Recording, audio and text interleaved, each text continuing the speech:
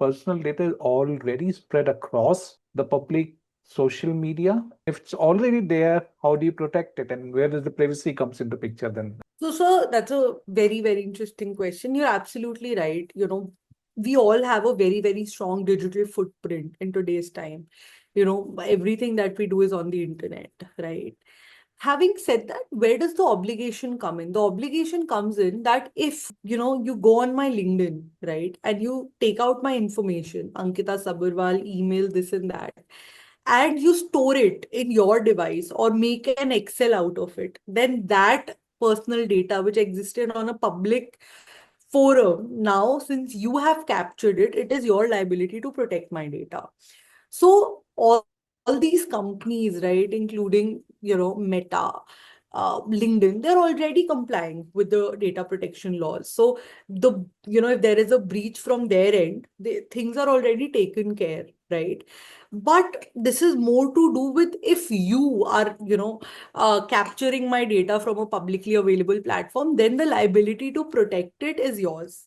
And if you're doing that, you need to comply. Otherwise, if you don't comply, if a data breach happens, then you're just going to get a huge penalty from the Data Protection Board of India. When we talk about us giving our information on public platforms, that's voluntary, that's my wish. But you storing my data, that's not my wish. So you have to take my consent to do that. So all of that comes in as a requirement under the DPDP Act.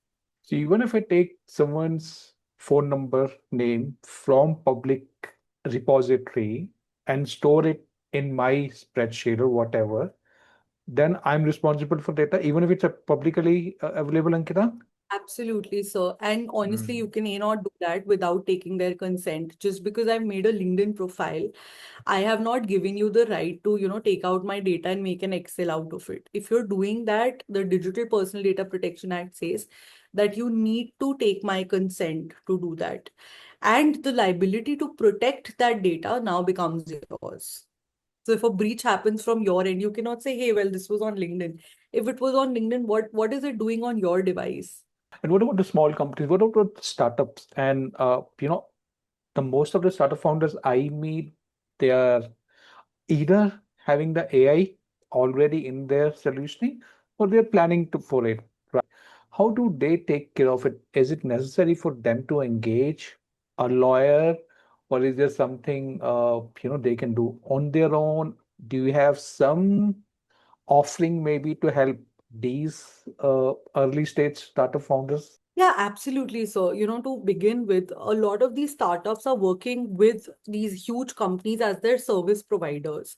So they become data processors under the act, right? A Yeah. data processor is an entity which is processing data on behalf of the data fiduciary.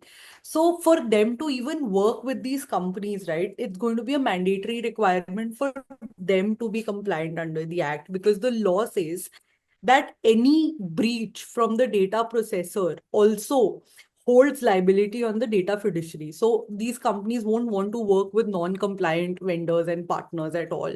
So if you want to continue working with big companies, compliance under this act is absolutely mandatory. We're seeing now, even investors, when before investing into a company, their question is that, oh, have you already complied with the DPDP?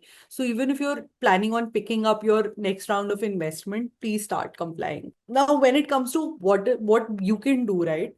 Obviously, you need a lawyer.